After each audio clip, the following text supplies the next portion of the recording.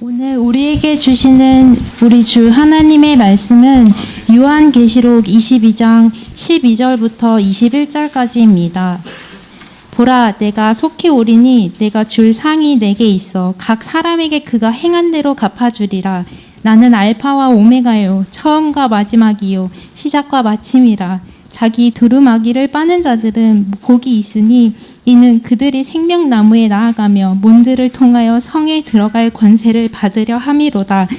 개들과 점술가들과 음행하는 자들과 살인자들과 우상 숭배자들과 및 거짓말을 좋아하며 지어내는 자는 다 성 밖에 있으리라. 나 예수는 교회들을 위하여 내 사자를 보내어 이것들을 너희에게 증언하게 하였노라. 나는 다윗의 뿌리요 자손이니 곧 광명한 새벽별이라 하시더라. 성령과 신부가 말씀하시기를 오라 하시는도다. 듣는 자도 오라 할 것이요, 목마른 자도 올 것이요, 또 원하는 자는 값없이 생명수를 받으라 하시더라. 내가 이 두루마리의 예언의 말씀을 듣는 모든 사람에게 증언하노니 만일 누구든지 이것들 외에 더하면 하나님이 이 두루마리에 기록된 재앙들을 그에게 더하실 것이요, 만일 누구든지 이 두루마리의 예언의 말씀에서 제하여 버리면 하나님이 이 두루마리에 기록된 생명나무와 및 거룩한 성에 참여함을 제하여 버리시리라. 이것들을 증언하시니가 이르시되 내가 진실로 속히 오리라 하시거늘. 아멘. 주 예수여 오시옵소서. 주 예수의 은혜가 모든 자들에게 있을지어다. 아멘. 마지막 7 재앙을 담은 7 대접을 받은 7 천사 중 하나가 거룩한 성 예루살렘을 보여준 후 그는 계속 사도 요한에게 환상을 보여줍니다. 이번에 보여주는 환상은 수정같이 맑은 생명수의 강이었습니다. 그 강은 하나님과 및 어린 양 보좌로부터 흘러넘치는 강으로서 길 가운데서 흐르고 있었습니다. 하나님과 및 어린 양 보좌로부터 생명의 강이 흘러넘치는 이유는 어린 양께서 십자가에 바치신 보혈 때문에 가능합니다. 그러므로 십자가는 새하늘과 새 땅에서도 가장 중앙에 놓여 있습니다. 보좌와 네 생물과 장로들 사이에 일찍이 죽임을 당한 한 어린 양이 서 있더라. 한편 계시록 21장 21절을 보면 거룩한 성 예루살렘의 길은 맑은 유리 같은 정금입니다. 그런데 그 길로 수정같이 맑은 생명수의 강이 흐릅니다. 그러므로 거룩한 성 예루살렘 전체가 유리 바다처럼 영화롭게 번쩍이는 가운데 수정과 같은 생명수의 샘물이 흐르고 있는 것입니다. 생명수의 강 좌우로는 생명나무가 있어 12가지 열매를 맺되 달마다 그 열매를 맺습니다. 상상해 보기 바랍니다. 온갖 종류의 과실이 늘 열매를 맺고 풍성하게 맺고 있습니다. 벌레 먹은 것도 없고 썩은 것도 없어요. 그 과일을 입으로 한 입 베어 먹어보면 한없이 달콤하고 시원한, 이 세상에 있는 그 어떤 과일과도 비교될 수 없는 아마 수천 배의 맛이 나겠죠. 기이한 열매입니다. 천국 백성들은 언제나 그 열매를 따서 먹으며 배부를 것입니다. 그런데 그 열매는 생명나무의 열매로서 그 열매를 먹으면 생명력이 끝없이 생깁니다. 그러므로 천국 백성은 그 열매를 먹고 영원히 죽지 않습니다. 이는 그 열매는 영생 그 자체이신 예수 그리스도의 생명과 생명을 먹는 것과 다를 바가 없기 때문입니다. 예수님께서 이 땅에 계실 때 말씀하셨어요. 내가 곧 생명의 떡이니라. 너희 조상들은 광야에서 만나를 먹었어도 죽었거니와 이는 하늘에서 내려오는 산떡이니 사람으로 하여금 먹고 죽지 아니하게 하는 것이라. 나는 하늘에서 내려온 살아있는 떡이니 사람이 이 떡을 먹으면 영생하리라. 또한 생명나무의 잎사귀들은 만국을 치료하기 있습니다. 여기서 치료하다라는 말은 새하늘과 새 땅에 사고나 상처가 있음을 의미하는 것이 아니라 생명나무의 잎사귀에서 나오는 어떤 생명력 때문에 만국의 고통이나 부족함이나 질병이 전혀 없는 완전한 상태에 있음을 의미합니다. 즉 새 예루살렘에 참여하여 생명나무의 과실을 먹는 주의 백성과 만국은 그리스도로 말미암아 죄와 사망과 저주로부터 완전하게 벗어났음을 뜻합니다. 우리가 잘 알듯이 생명나무는 에덴 동산에 있었지만 아담과 하와가 죄악에 빠져 타락하는 바람에 생명나무를 먹는 것이 금지되었습니다.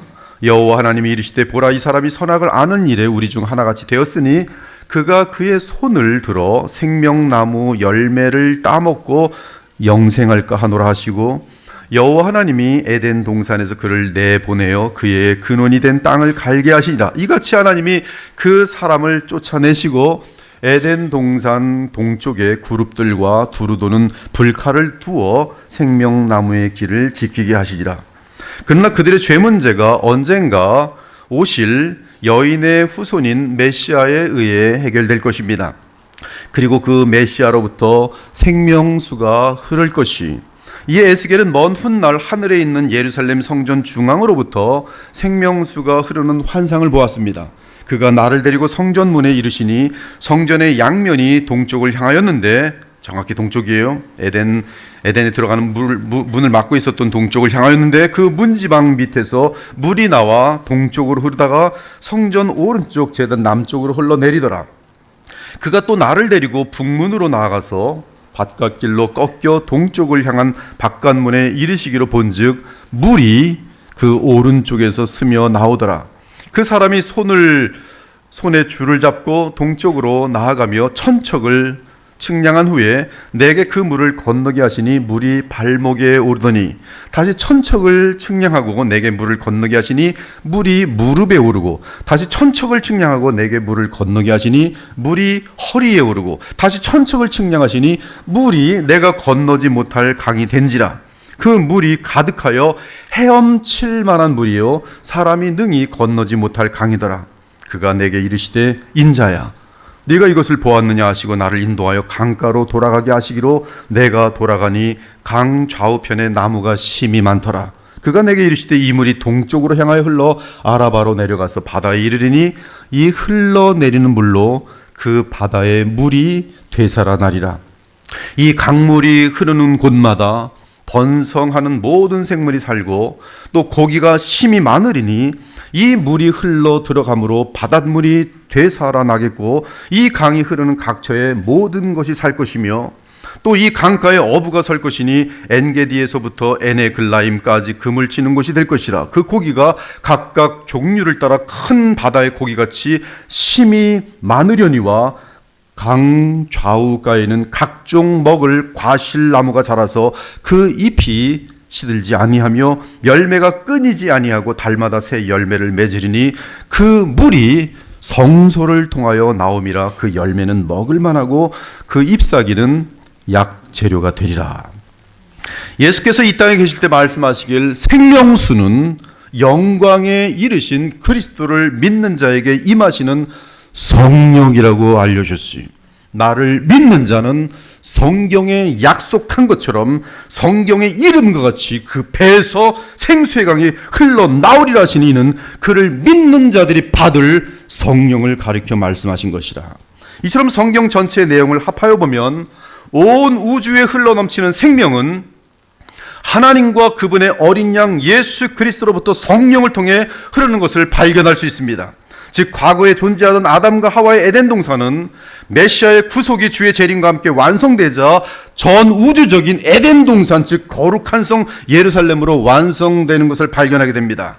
사회가 상징하던 죽음의 세력은 사라졌으며 모든 저주가 온 우주에서 제거되었어요.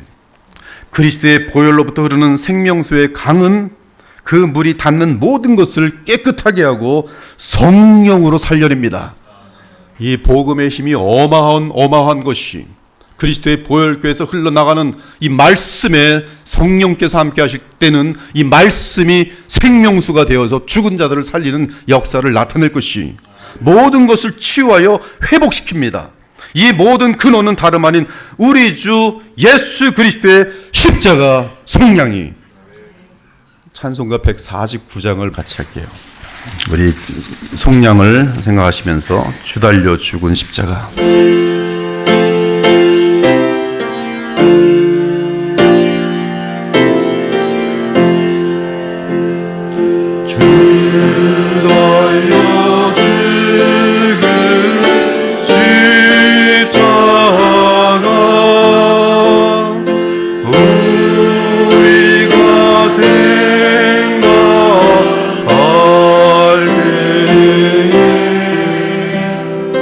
세상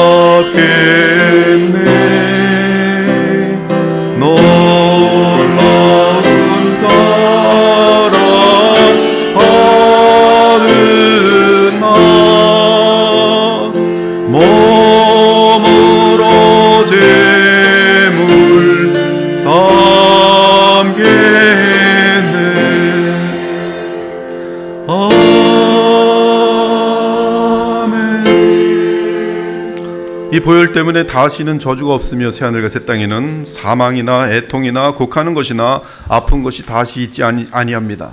저주는 사실 그 시작이 인간의 처음 죄로 인한 것이었지. 그러나 새하늘과 새 땅에는 무엇이든지 속된 것이나 가증한 일 또는 거짓말하는 자가 전혀 없기 때문에 악이 없으며, 또한 어린 양 예수께서 우리가 받아야 될 율법의 저주를 십자가상에서 다 감당함으로써 우리에게 저주가 사라졌습니다. 또 그가 수정같이 맑은 생명수의 강을 내게 보이니 하나님과 및 어린 양의 보좌로부터 나와서 길 가운데로 흐르더라. 강 좌우에 생명나무가 있어 12가지 열매를 맺되 달마다 그 열매를 맺고 그 나무 잎사귀들은 만국을 치료하기 위하여 있더라. 이제 요한은 보좌로부터 나오는 생명수의 강을 따라서 올라가서 심지어 하나님과 어린 양의 보좌를 봅니다. 그런데 놀라운 것은 하나님과 어린 양의 보좌가 하늘이 아니라 이 땅에 내려온 거룩한 성 예루살렘 중앙에 있었습니다. 따라서 주의 종들과 백성들이 어린 양을 섬기며 그의 얼굴을 봅니다. 이때 그들의 이마에는 어린 양의 이름이 적혀 있습니다. 이는 그들은 어린 양의 소유라는 뜻이, 주의 백성들은 어린 양을 보면서 그분을 통해 하나님 아버지를 봅니다. 성삼위 주 하나님의 영광과 능력과 신비를 어린 양을 통해 직접 접하게 됩니다. 그때 성도들이 주 하나님을 뵙는 상태는 지금 우리의 언어로서는 표현이 불가능한 신비와 거룩한 황홀의 상태일 것이, 우리는 계시록 4장과 5장에서 요한이 하늘 보좌를 보는 장면을 대하였습니다. 환상 가운데 저 멀리 하늘에 있는 하나님의 보좌와 죽임 당하신 어린 양을 보았어요. 죽은 성도들과 24장로들과 천사들을 보았고 그들의 찬양을 들었습니다. 사도 요한은 그 장면을 보면서 환희와 황홀함을 체험하였어요. 그러나 계시록 22장에서는 그 보좌가 이 땅에 내려와 있습니다. 하나님과 우리 주 어린 양의 보좌는 더 이상 저 먼 곳의 보좌가 아니라 부활하여 영광을 얻은 주의 자녀들과 함께 이 땅에 거하는 보좌가 되었으니, 이때 주의 백성들의 감격은 어떠하겠으며 얼마나 온 마음을 다해 찬양하겠습니까? 5절을 보니 다시는 밤이 없겠고 등불과 햇빛이 쓸데없으니 이는 주 하나님이 그들에게 빛이 되심이라고 합니다. 주 하나님의 영광이 그들의 마음속과 외부 상황에 실제로 임재할 것이, 그래서 주의 백성의 마음이든 공동체든 사회든 어디서든 하나님의 영이 충만하게 거하실 것입니다. 한편 그곳 백성들은 영원히 왕 노릇할 것이, 이는 주의 백성들이 하나님 및 어린 양과 함께 온 우주를 다스릴 것을 의미합니다. 여러분들이 온 우주를 다스릴 것이, 뭐 천왕성 한 개 정도만 다스리는 것이 아니라 뭐 지구를 중심으로 한 하나의 이쪽만 다스린 게 아니라 은하계를 셀 수가 없는데요. 셀 수가 없는데 그 중에 어떤 은하계를 하나 맡을지도 모르겠어요. 왕노릇이, 모든 만물을 향한 왕노릇이. 이는 주의 백성들이 하나님 및 어린 양과 함께 온 우주를 다스릴 것을 의미합니다. 너무나 믿어질 수 없기 때문에 믿지 않으려고 하지 여러분들이요. 그러나 성경이 계시해 주고 있어요. 우리는 모든 우주의 무한한 피조물들을 향해 왕이 될 것이, 새하늘과 새 땅의 피조물에 어떤 종류의 생물들과 동물들이 있을지 지금 우리로서는 전혀 알 수 없습니다. 지금의 피조물들과 연속성이 있겠지만 무한한 불연속성이 존재할 것이, 우리가 본 적도 없고 들어보지도 못한 신기한 피조물들이 셀 수 없이 많을 것이, 바다를 모르던 시대는 바닷속에 어떤 것이 있는지 몰랐습니다. 그러나 지금 바다에 깊게 들어가서 촬영해서 보여주는 것을 보면 별 이상하고 희귀한 동물들이 한둘이 있는 것이 아니. 그러나 우리가 알 수 있는 것은 우리는 그곳에서 무한하게 보람된 일을 하면서 하나님을 섬길 것이며 모든 피조물이 철저하게 우리를 왕으로 모시며 섬길 것이라는 사실이, 심지어 천사들마저 주의 백성의 심부름꾼이 되어 우리를 섬길 것입니다. 따라서 우리는 새하늘과 새 땅에서 왕처럼 완전한 자유와 특권을 누리며 영원히 왕 노릇할 것이, 6절 이하는 계시록을 마무리하는 내용입니다. 계시록 전체의 내용이 신실하고 참됩니다. 우리는 신실하고 참된 계시록을 자주 대하면서 성령 안에서 읽고 묵상하며 주님을 만나야 할 것입니다. 그러면서 주 예수 그리스도를 얼굴과 얼굴로 맞대고 만나 뵐 날을 준비해야 할 것이, 계시록의 내용을 계시하신 하나님은 모든 시대, 즉 신구약 시대의 선자들에게 성령을 보내셔서 영감을 허락하심으로 하나님의 말씀인 성경을 기록하도록 하셨어요. 그러므로 계시록의 내용과 신구약 성경 전체가 다 하나가 되어 조화를 이룹니다. 사실 계시록은 성경 66권 정경을 마무리하는 마지막 책입니다. 한편 6절에 속히 되어질 일은 계시록에 기록된 계시의 내용을 가리킵니다. 이것은 계시록 1장 1절, 즉 예수 그리스도의 계시라, 이는 하나님이 그에게 주사 반드시 속히 일어날 일들을 그 종들에게 보이시려고 그의 천사를 그 종 요한에게 보내어 알게 하신 것이라는 말씀의 반복으로서 이제 곧 때가 이를 것이며 그때가 되면 계시록에 예언된 내용들이 지체 없이 이루어질 것을 말한 것이, 사랑하는 여러분, 지금까지 우리가 살펴본 것처럼 계시록은 예수 그리스도께서 부활 승천하신 이후로 역사 끝까지의 구속사를 보여줍니다. 따라서 계시록 전체에서 우리 주 어린 양 예수 그리스도의 모습이 뚜렷하게 보입니다. 또한 역사가 진행될수록 성삼위 하나님의 군대와 삼위 하나님을 흉내내는 마귀의 군대가 치르는 전쟁이 점점 강력하여집니다. 그러나 거룩하고 영광스러운 성삼위 하나님의 군대가 마귀의 세력을 무찌르고 승리할 것입니다. 역사 끝에서는 완전하고 영원한 그리스도 예수님의 승리로 인하여 성삼위 하나님의 군대의 승리로 끝이 날 것이요, 이 세상 역사는. 이때 성삼위 하나님의 군대로는 하나님과 성령과 예수 그리스도와 선한 천사들과 택한 믿음의 백성들이 있습니다. 반대로 삼위일체를 흉내낸 마귀의 군대로는 사탄, 악마, 마귀와 거짓 선자와 짐승 적그리스도와 악령들과 불신자들이 있어요. 마지막 전쟁은 아마겟돈에서 치러지는데 타락과 반역과 죄악의 중심인 큰 성 바벨론이 그리스도의 재림과 함께 무너지고 하늘로부터 승리와 영광 가운데 거룩한 성 예루살렘이 신부가 남편을 위하여 단장한 것처럼 이 땅에 내려올 것이, 이제 이 모든 계시를 다 보여주신 주 예수께서 계시록을 마무리하십니다. 보라, 내가 속히 오리라. 계시록의 시작부터 주께서 속히 오실 것에 대한 말씀으로 시작합니다. 볼지어다, 1장 7절, 그가 구름을 타고 오시리라, 내가 속히 오리라. 본문 12절 역시 보라, 내가 속히 오리라 하고 20절 역시 내가 진실로 속히 오리라고 말씀하십니다. 즉 계시록 전체가 주 예수 그리스도께서 속히 오실 것을 배경으로 하여 주어진 환상인 것이, 13절을 보니 이제 속히 다시 오실 주 예수님은 알파와 오메가가 되십니다.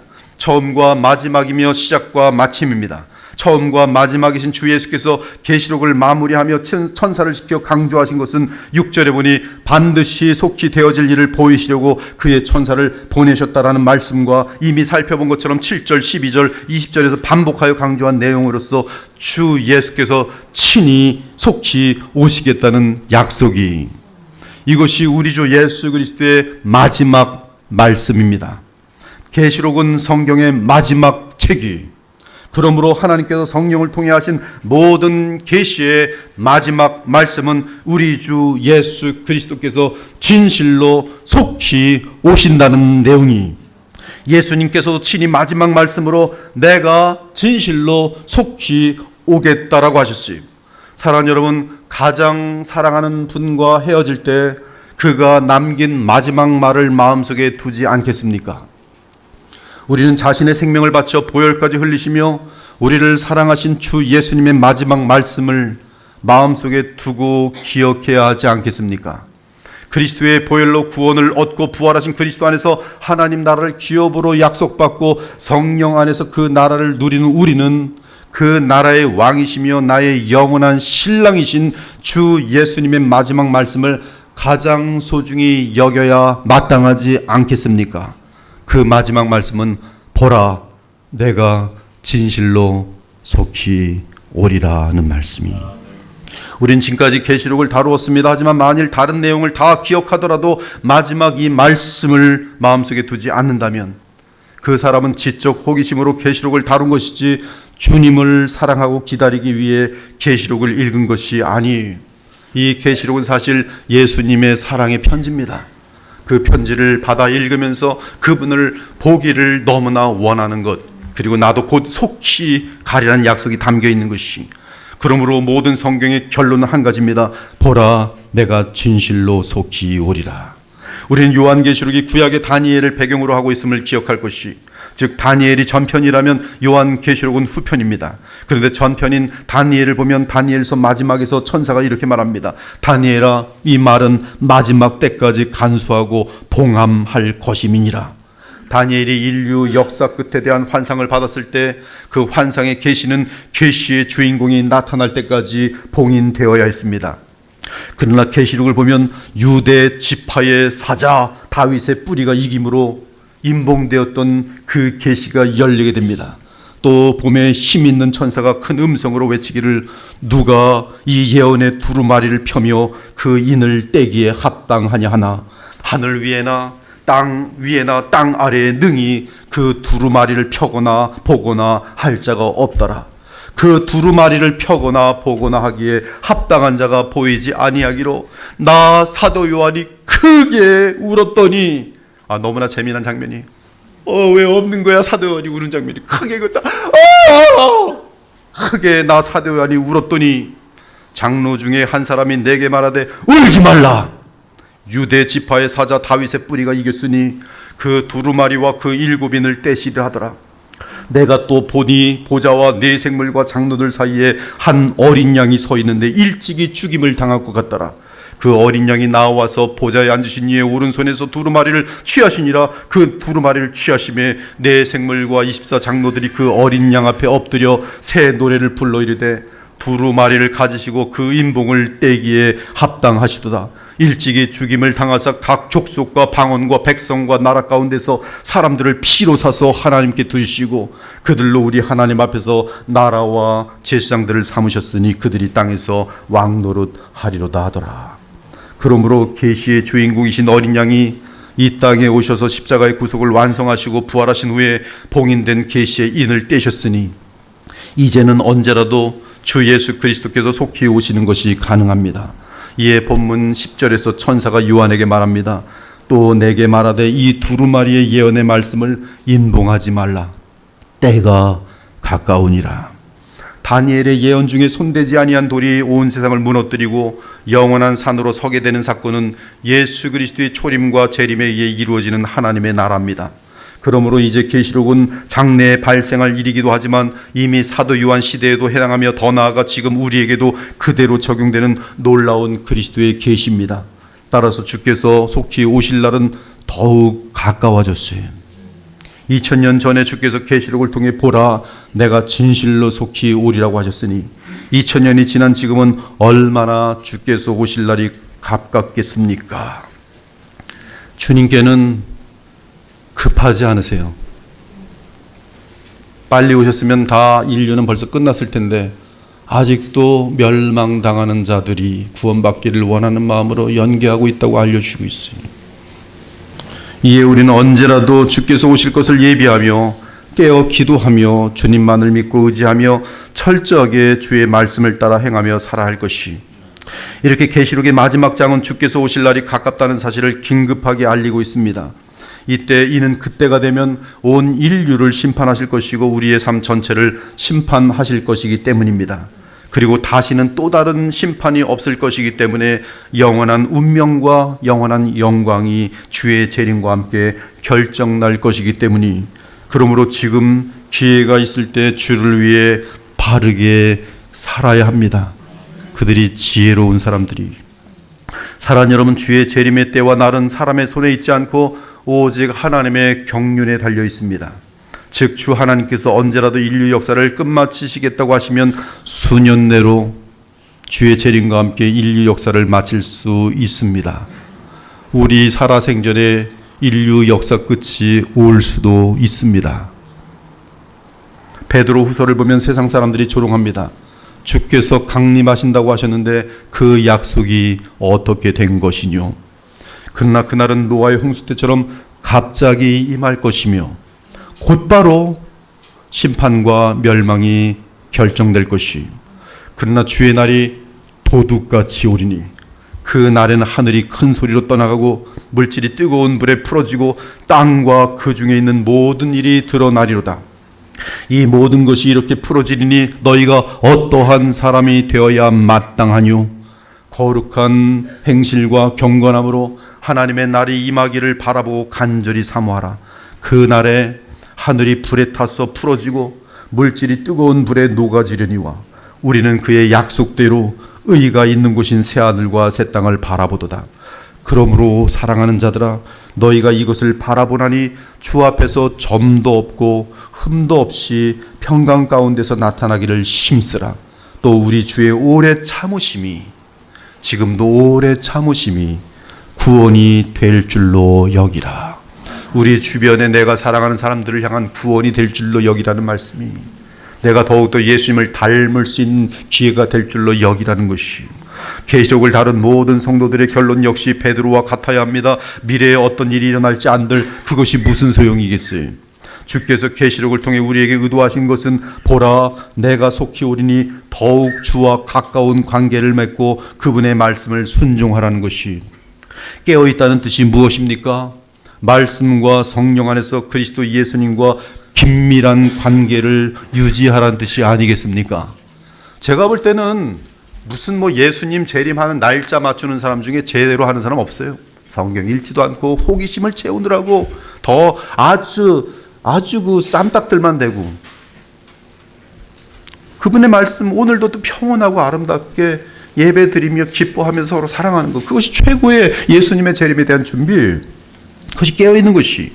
그러므로 만일 계시록 연구를 통해 주 예수님을 더욱 사랑하고 붙들고 바라보는 것으로 결론이 나지 않는다면 그는 계시록을 헛되게 읽고 배운 것이, 즉 우리는 계시록을 통해 베드로처럼 이 모든 것이 이렇게 풀어지니 너희가 어떠한 사람이 되어야 마땅하냐, 이 결론이 나야 돼요.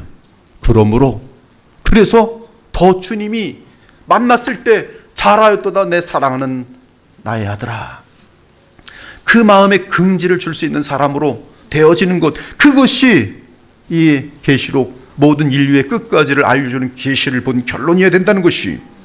그러므로 거룩한 행실과 경건함으로 하나님의 날이 임하기를 바라보고 간절히 사모하자, 이것이 바로 성경 전체를 읽을 때마다 내리는 결론이요, 특히 계시록을 대하면서 이런 결론이 될 때, 그때야 비로소 계시록을 참되게 읽고 묵상한 것이 되는 것이. 사실 하나님께서 요한을 통해 보여주신 이 위대한 환상과 계시를 대하면서 우리는 마땅히 현재의 삶 가운데서 변화되어야 합니다.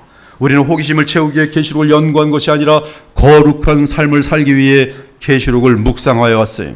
그리고 실제로 우리 주 예수 그리스도를 눈과 눈으로 만날 때 우리의 모습이 어떠할지가 주님 앞에서 제일 중요한 관심사입니다. 사랑하는 여러분, 우리는 현재 위대하고 영광스러운 주님의 재림과 그분의 나라의 도래를 코앞에 두고 있습니다. 그렇다면 우리는 주님을 맞이할 흥분과 기쁨 가운데 삶의 모든 면에서 깨어 있어야 하지 않겠습니까? 그것이 주 예수 그리스도께서 이 땅에 계실 때 자기 제자들에게 하신 마태복음 25장의 비유는 전부 예수님의 재림을 배경으로 하는 비유입니다. 예수님께서는 열처녀 비유를 통해 우리가 신랑 남편을 얼마나 깨어 기다려야 하는지 알려주셨고, 달란트 비유를 통해 주께서 내게 주신 모든 것으로 그분의 정산날에 칭찬받을 각오로 언제나 주인을 의식하는 성실한 삶을 살아야 한다고 알려주셨고, 염소와 양의 비유를 통해 주님의 복음과 관련한 작은 수고들이 어떻게 영원한 영광이 되는지를 알려주셨지. 따라서 7절은 이 두루마리의 예언의 말씀을 지키는 자는 복이 있으리라고 선언합니다. 여기서 예언의 말씀을 지킨다는 뜻은 성경의 모든 교훈을 철저하게 지키는 것을 의미해요. 철저하게 지키는 각오를 일찍이 하십시오. 지금은 조금씩 대충 하다가 나중에 무슨 경험을 하거나, 경험이란 것은 맞아가지고 완전히 쫄딱 망하거나 거의 죽음에 갔다 하거나 그런 경험들을 보통 얘기해요. 어리석은 것이고 지금보다 철저하게 성경의 모든 교훈을 철저하게 지키는 것을 의미해요. 지킨다는 원어의 뜻은 귀하게 여긴다, 마음속에 새긴다, 명심한다. 예언의 말씀이 우리의 삶에서 그대로 순종되도록 온 마음을 다한다는 뜻이. 신명기는 지킨다는 의미가 무엇인지 구체적으로 설명합니다. 신명기에서 말한 지킨다는 뜻이, 이렇게 한번 해보십시오. 저는 이렇게 하는 분도 봤어요. 저는 그렇게 하진 않지만 미국에 있을 때 신방 갔더니 이렇게 하고 있더라고요. 화장실에도 갖다 놓고 다 어느 곳에든지 하나님 말씀을 계속 다 이렇게 붙여놨어요. 침실도 가면 이렇게 누우면 하나님 말씀이 있고, 어딜 봐도 하나님 말씀이 있도록 해놨더라고요. 지키는 거예요, 이게. 오늘 내가 네게 명하는 이 말씀을 너는 마음에 새기고 네 자녀에게 부지런히 가르치며 집에 앉았을 때든지 길을 갈 때든지 누워 있을 때든지 일어날 때든지 이 말씀을 강론할 것이며 너는 또 이것을 내 손목에 매어 기호를 삼으며 내 미간에 붙여 표로 삼고 지키는 거예요. 말씀을 또 내 집 문설주와 바깥문에 기록할지니라.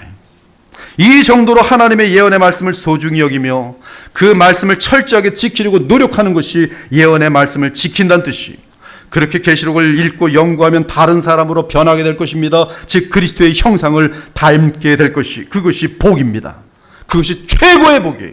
예수님을 닮는 것이 최고의 아름다운 영원한 복이. 8절을 보니 이때 요한이 천사 앞에 꿇어 경배하려고 하였어요. 주 예수 그리스도의 가장 큰 사랑을 받는 지극히 거룩한 노사도가 천사에게 경배하려는 큰 죄를 범하려고 하고 있습니다. 이 일은 무엇을 의미합니까? 이는 천사가 성령으로 전하는 예수 그리스도의 계시와 영광 앞에 요한 사도가 자신도 모르게 사로잡히는 현상을 말합니다. 그만큼 계시록의 내용은 위대하고 웅장하고 엄청나서 우리도 모르는 사이에 그리스도 예수님께 경배할 만큼 그 환상과 계시가 영광스럽다는 뜻이. 지난주에 말씀을 전할 때 그 계시의 내용이 너무나 깊어서 이게 너무 말을 하는데 부족함만 계속 느껴가지고 어찌할 바를 몰랐습니다. 너무 깊어서. 계시의 내용이 위대한 것이에요. 웅장하고. 그러므로 우리가 성령 안에서 계시록의 계시와 환상을 접하게 되면 그리스도를 향한 사랑과 경외가 무한하여지는 것이 당연한 결과입니다.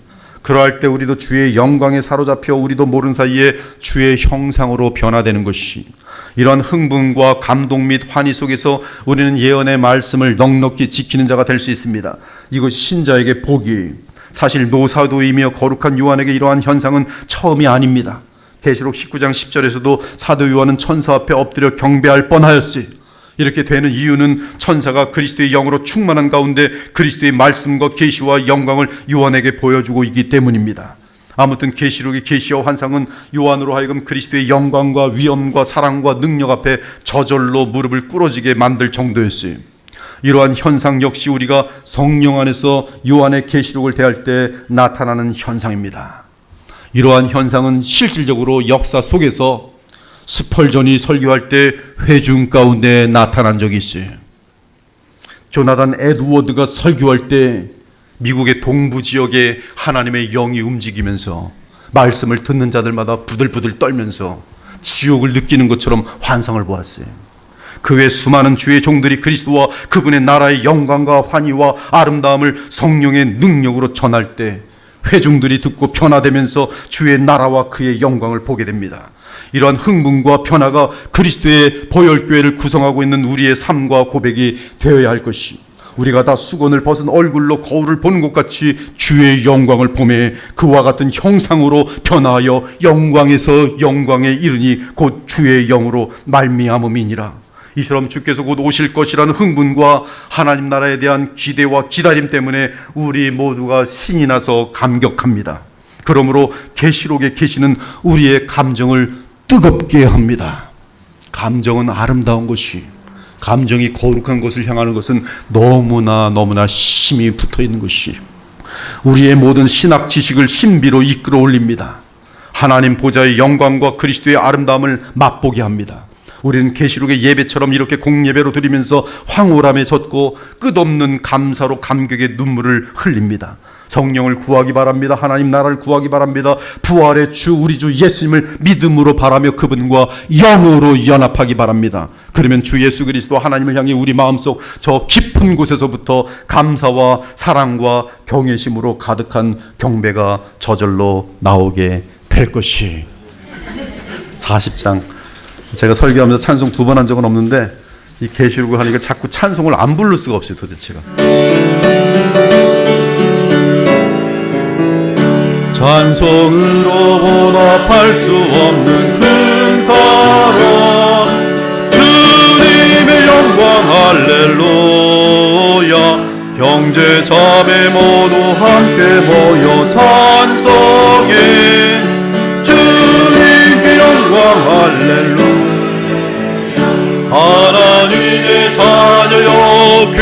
그에게 찬송 부르며 밝고 거룩한 길로 기쁨으로 나아가 주의 보좌 앞으로 속히 들어가겠네.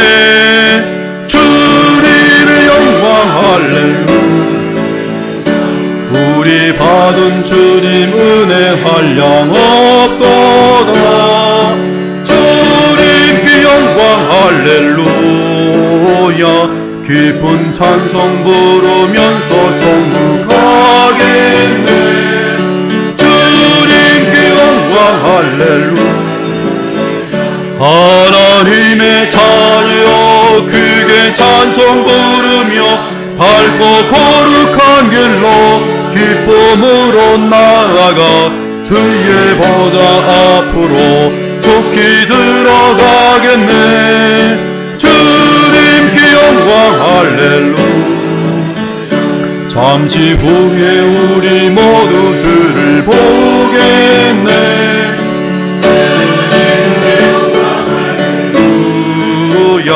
영원스런 보좌 위에 거룩하신 주 주님께 영광 할렐루야. 하나님의 자녀여 크게 찬송 부르며 밝고 거룩한 길로 기쁨으로 나아가 주의 보좌 앞으로 속히 들어가겠네. 주님의 영광 할렐루야.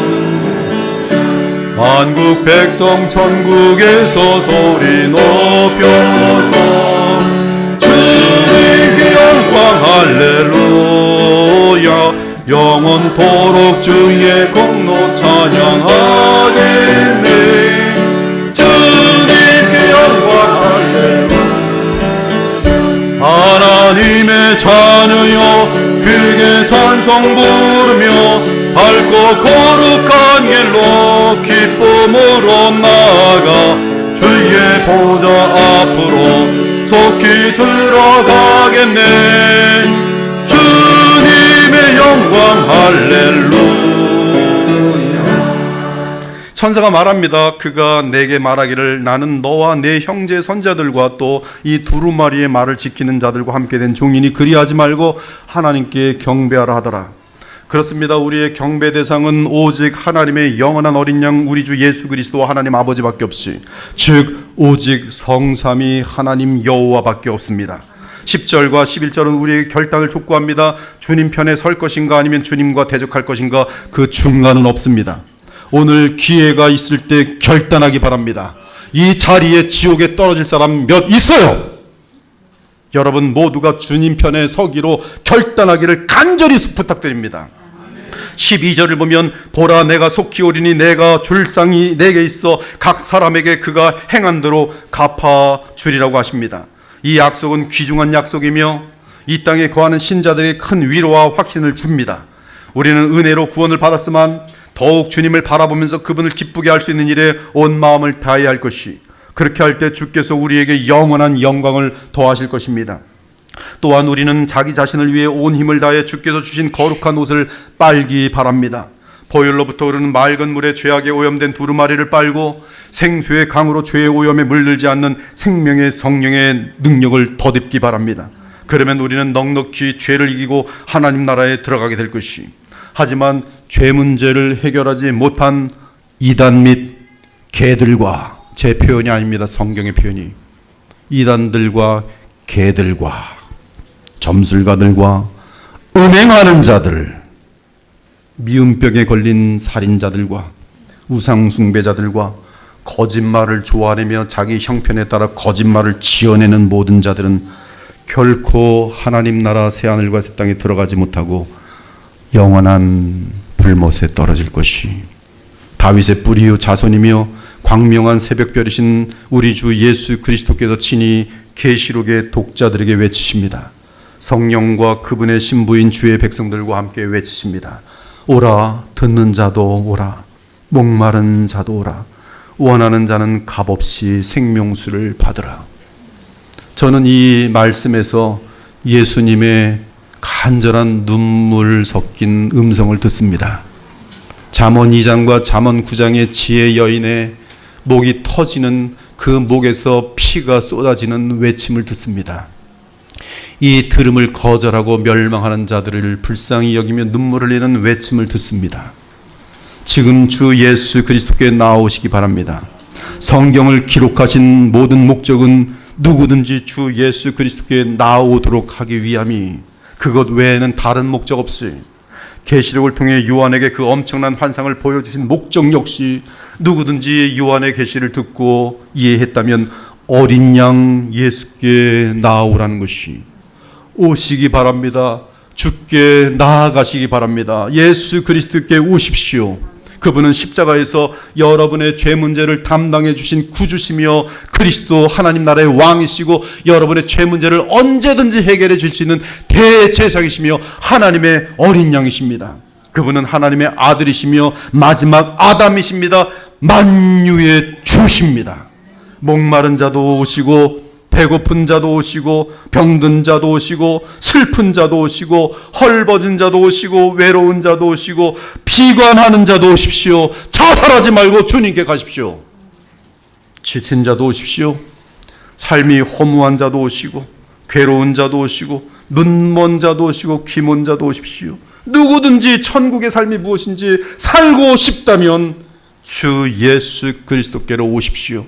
오시면 정말 천국이 있습니까? 있습니다. 누려집니다. 날마다 맛보고 완전히 이루어질 천국을 바라보도록 되어 있어요. 지금 허상이 아니라 실제 성령 안에서 하나님의 나라가 누려지니 말로 다 표현 못할 실학과 평강과 죄를 이기는 능력들을 체험할 수가 있는 것이, 누구든지 예수께 오십시오. 누구든지 주께 오십시오. 수고하고 무거운 짐진 자들이요, 다 주께로 나오기 바랍니다.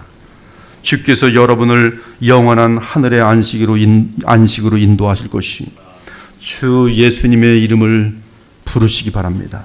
더 늦기 전에 살려달라고 예수님께 가십시오. 돈 문제 생기면 살려주세요. 인터넷에다가 돈 좀 꺼주세요.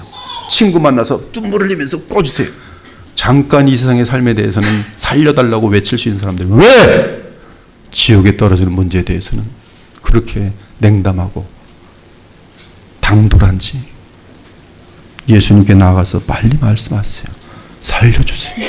살려주세요. 성령과 신부가 말씀하시기를 오라 하시는도다. 듣는 자도 오라 할 것이요, 목마른 자도 올 것이요, 또 원하는 자는 값없이 은혜로 생명수를 받으라. 마지막으로 계시록의 계시를 마무리하며 우리 주 예수 그리스도께서 최후의 경고를 하십니다. 내가 이 두루마리의 예언의 말씀을 듣는 모든 사람에게 증언하노니 만일 누구든지 이것들 외에 더하면 하나님이 두루마리에 기록된 재앙들을 그에게 더하실 것이요, 만일 누구든지 이 두루마리의 예언의 말씀에서 제어버리면 하나님이 이 두루마리에 기록된 생명나무와 및 거룩한 성의 참요함을 제하여 버리시리라. 그리고 다시 또 강조합니다. 내가 진실로 속히 오리라.